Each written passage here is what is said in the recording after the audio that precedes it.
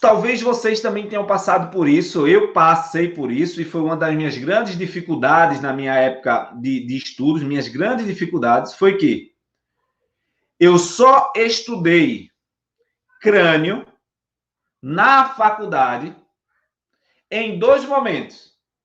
Na aula de anatomia, na anatomia topográfica, aquela anatomia dos primeiros períodos, no meu caso foi no primeiro período, onde a anatomia topográfica, a gente já diz, né, que só mostra onde está lá a posição do osso, né, que o osso existe, que aquele é o local dele.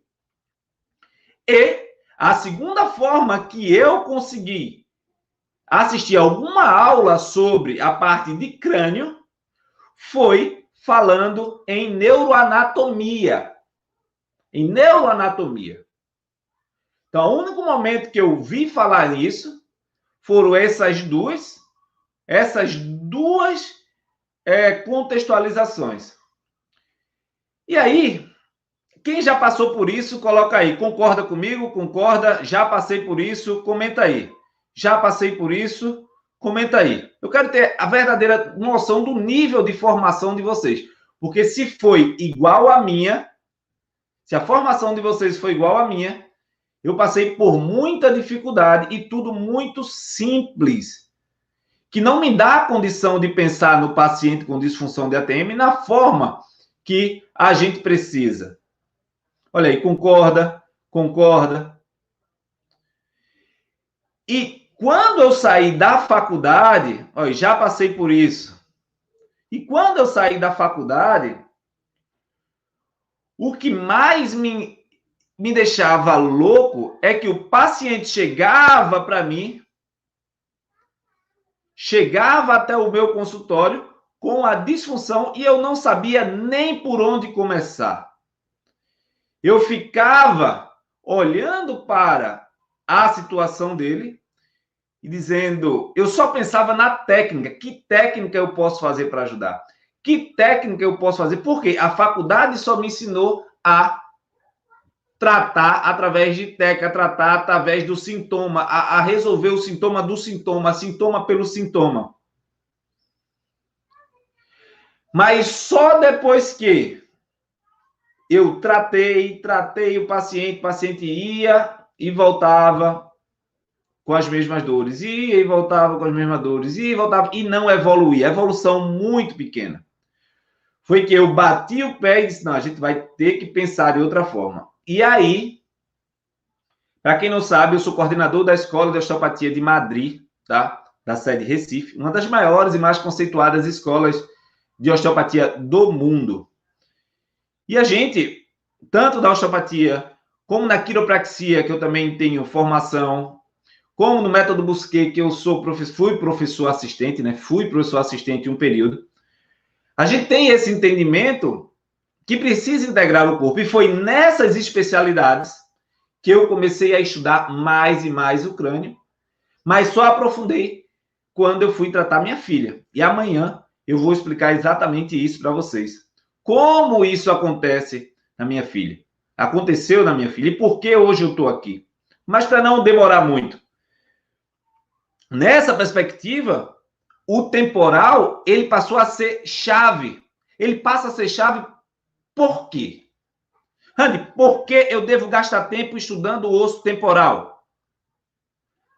Vamos falar do ponto de vista neurológico? Vamos. Primeiro ponto, neurológico. O osso temporal, ele tem relação direta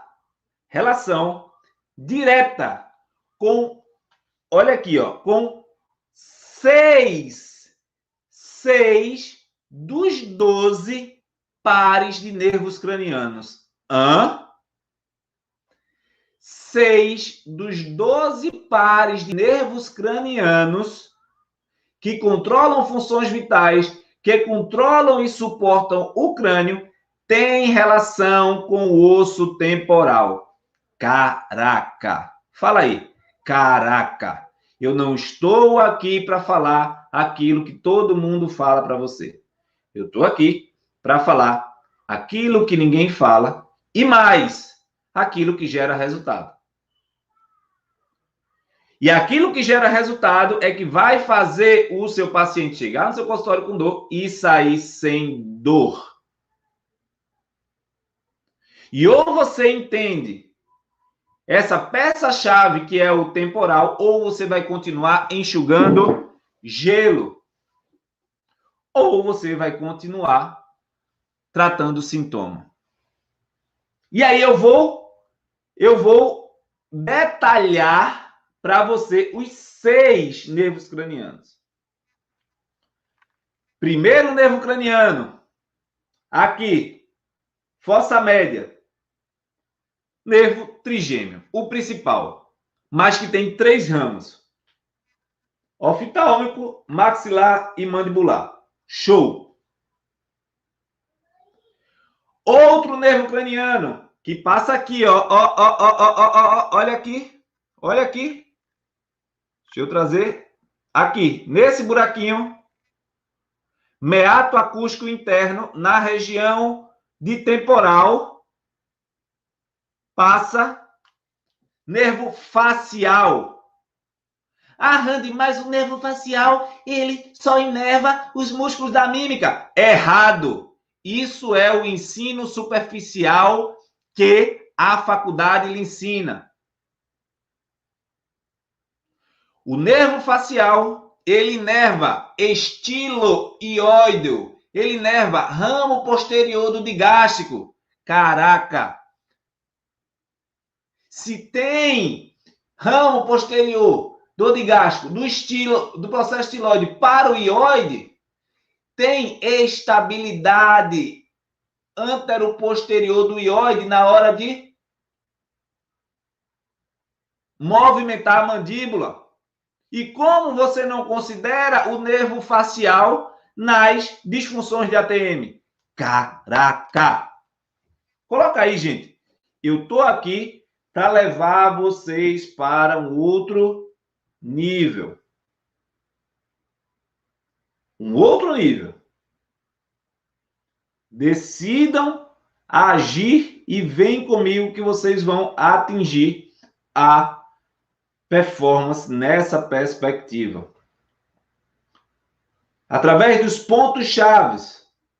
Falei do trigêmeo. Trigêmeo, todo mundo entende. Já dei aula esses dias sobre trigêmeo aqui, sobre trigêmeo e estresse, sobre trigêmeo e estalidos. Falei sobre isso aqui. No aquecimento, preparando cada um de vocês. Fiz técnicas ao vivo, eliminamos dor ao vivo. E todos puderam comprovar ao vivo que é possível ficar sem dor, sabendo onde agir. Já falei de 2 nervos associados com o temporal. Agora vem o terceiro. Terceiro nervo associado com o temporal.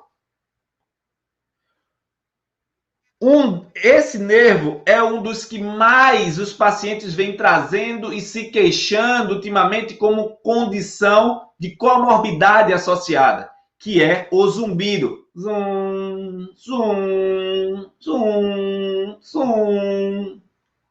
O nervo vestíbulo coclear. O nervo vestíbulo coclear, ele trabalha, ele tem a função da aferência, da captação sonora, e ele vem exatamente igual o nervo facial dessa região, ó, do meato acústico interno. E vai para o osso temporal, para a porção de ouvido interno. Caraca! Outra estrutura que a gente já falou. Eu disse, o temporal é surreal de importante. O temporal precisa ser entendido e a gente na faculdade não aprende e a gente não consegue nem entender na faculdade que o osso temporal tem função determinante na nossa função do sistema estomatognático, no zumbido, na dor da TM, nos estalidos. Começando direto, começando direto direto na porção específica neurológica. E aí a gente já falou de 3. Trigêmeo, facial, vestíbulo coclear. Ó. E agora eu vou aprofundar mais. Então prepara, separa papel e caneta que você não vê isso toda hora. Tá vendo esse osso temporal aqui? Ele se articula com o occipital. E na sua porção inferior, vocês vão ver aqui, ó, na sua porção inferior, tá vendo isso aqui? Ó, esse foramezinho aqui, esse forame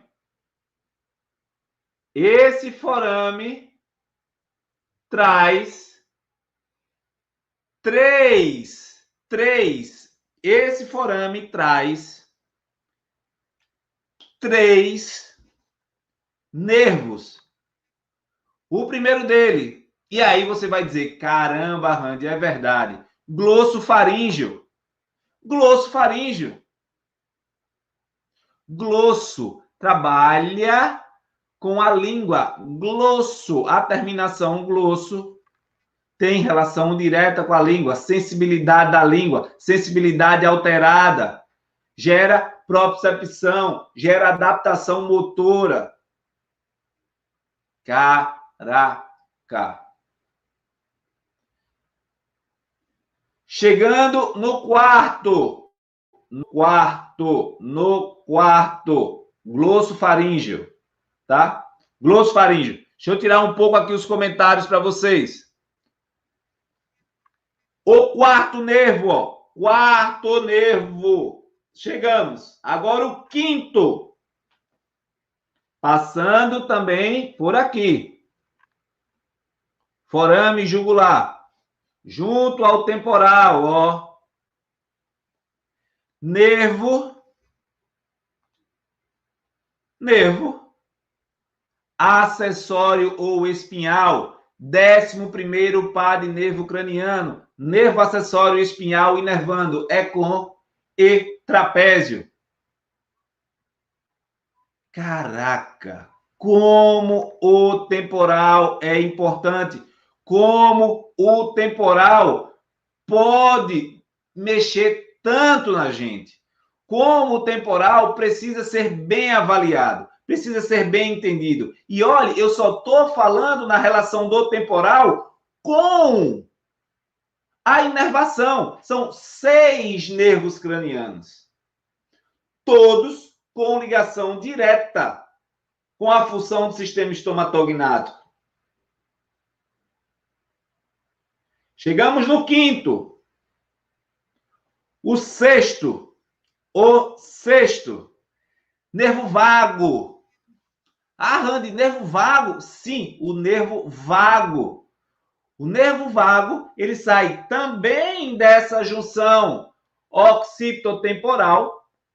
E essa junção occipitotemporal, no processo aqui, ó, no forame jugular, nessa região, nós temos categoricamente, nós temos a passagem também do vago. E o vago, qual é a função do vago? Primeiro, inerva a porção vascular, o nervo, a porção da veia jugular, que vai internamente. Sabe aquela dor de cabeça em peso? Aquela coisa em peso pode ter relação com a drenagem do crânio, com essa veia jugular.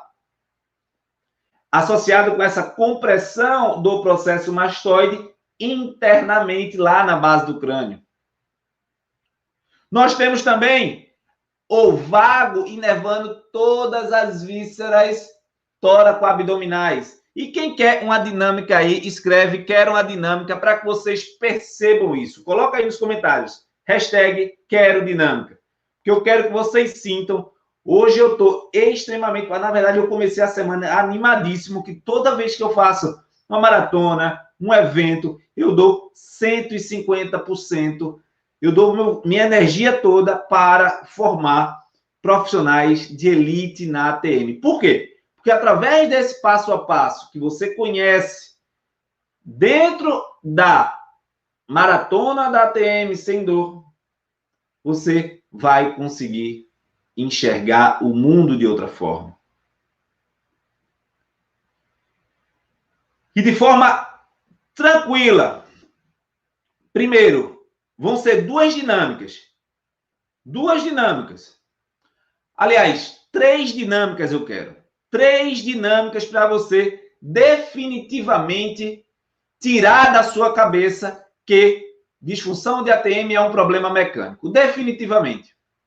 E aí, ó, a primeira coisa que eu quero é que você entenda, veja essa relação neurofisiológica. Veja essa relação neurofisiológica. Quando nós temos, falando em nervo vago, alteração no sistema gastroesofágico, como esofagite, azia, refluxo, queimação. Quem conhece aí paciente com esse quadro? Azia, queimação, gastrite. Vejam uma coisa. Parem para pensar uma coisa. Todos, escrevam aí, todos pacientes com esse quadro têm dores crânio-cervicais, dores nos ombros. Justamente pela conexão do vago, do nervo frênico, com essas estruturas. E não vem o caso agora. Isso aqui é muito conteúdo e não vem o caso agora. Mas o corpo utiliza dos músculos mastigatórios para controlar esse desequilíbrio. Então, se você tem uma recorrência de azia e refluxo no seu paciente, você vai ter cansaço nos músculos mastigatórios. Ah, Randy, mas por que cansaço nos músculos mastigatórios? Você não sabe ainda isso? Isso a gente não vê na faculdade e eu quero que você não esqueça depois disso. Depois dessa explicação. O corpo humano utiliza da saliva para naturalmente equilibrar o pH do estômago quando ele está ácido. E quando isso fica recorrente, o corpo fica correndo atrás do prejuízo. E correr atrás do prejuízo significa formar saliva em excesso. Significa estimular músculos mastigatórios para poder gerar a melhora do paciente internamente. Caraca! E a primeira dinâmica que eu quero fazer de vocês aí. Eu vou marcar aqui 30 segundos e vocês vão formar saliva na boca. Vamos lá? 5, 4, 3, 2, 1. Vamos lá, todo mundo comigo. Faz, tensiona, mobiliza, bora. Mobiliza, vai. 25, 24. Beleza, deu. Quem sentiu muito incômodo nos músculos mastigatórios? Quem sentiu muito incômodo nisso? Fala aí para mim. Eu senti. Comenta aí, comenta aí. Fátima, Kaká, aí no YouTube, no Facebook. Galera do Instagram, quem aí sentiu muito essa tensão, muito isso? Quem sentiu? Eu. Vitala. Olha aí. Cansei. Lucila colocou, cansei.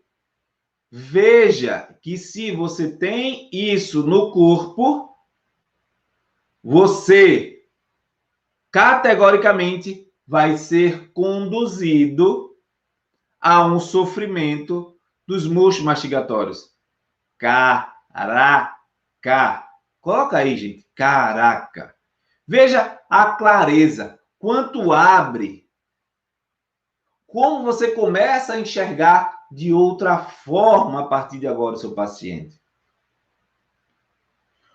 Como você começa entendendo essa estrutura do sistema estomatognático afetando diretamente isso.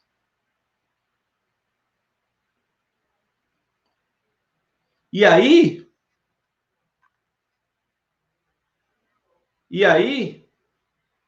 o que é que você precisa agora entender? Se você cansou muito, sentiu muito isso, possivelmente essa sua região, ó, quem mais sentiu, quem mais está se sentindo incomodado, possivelmente tem histórico e problemas associados com o estômago. Por quê? Essa musculatura já está fadigada. Entendem? E aí, Randy, como fazer para dar uma aliviada nisso? Como fazer para dar uma melhorada nesse contexto? Você precisa entender a lógica neurofisiológica e biomecânica. E por isso você tem que aprender o passo a passo para integrar a disfunção de ATM, a dor nos músculos mastigatórios, seja de forma ascendente, seja de forma descendente. Justamente para buscar causa de interferência mecânica e causa de interferência neurofisiológica. E aí, se você inspira profundamente e mantém isso, você já sente, parece que diminui um peso na porção crânio-cervical. Por quê? Porque você distensiona a cadeia anterior visceral. Você distensiona essa cadeia anterior de porção visceral. E dessa forma, faz total diferença no entendimento do seu paciente. E aí, outra coisa, quem está aí ainda cansado, faz o seguinte, ó. Conduto auditivo externo, conduto auditivo externo do outro lado, comprimir o temporal, para você ver a capacidade do temporal. Comprime o temporal só para testar, comprime, mantém e abre e fecha a boca. Veja agora que ao abrir e fechar a boca, comprimindo, mantendo essa compressão no temporal, a sobrecarga da sua musculatura mastigatória, ela diminui. Por quê? Porque a gente diminui o tônus, a aferência, a eferência que vai chegar no músculo, que deixa ele com o tônus alterado. Caraca! Caraca!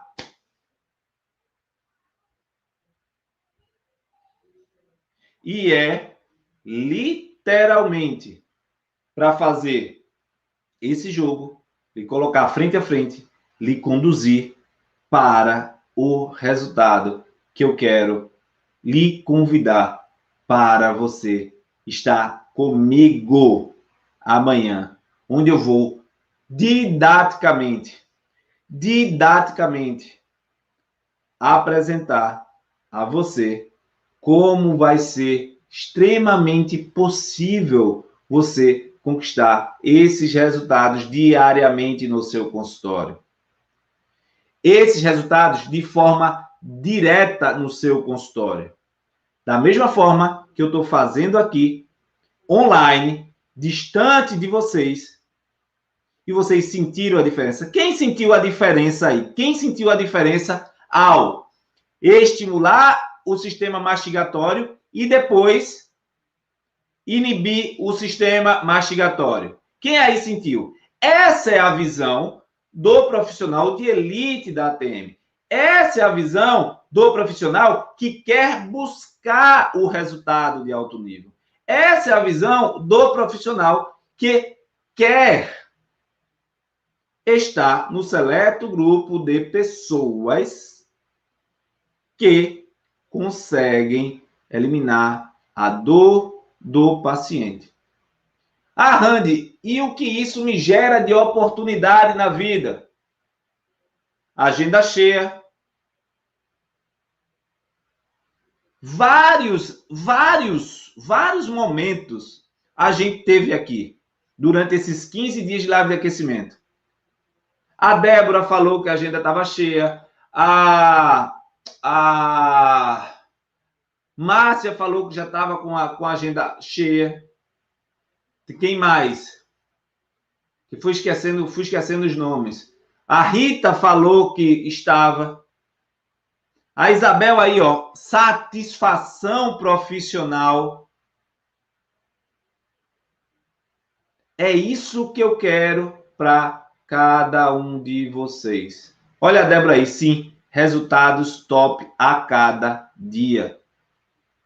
Caraca, e olha o que eu estou fazendo. Eu estou na minha casa, no conforto da minha casa, você no conforto da sua casa, eu espero, sem precisar pagar hotel, sem precisar pagar transporte, sem precisar lanchar, sem precisar gastar dinheiro.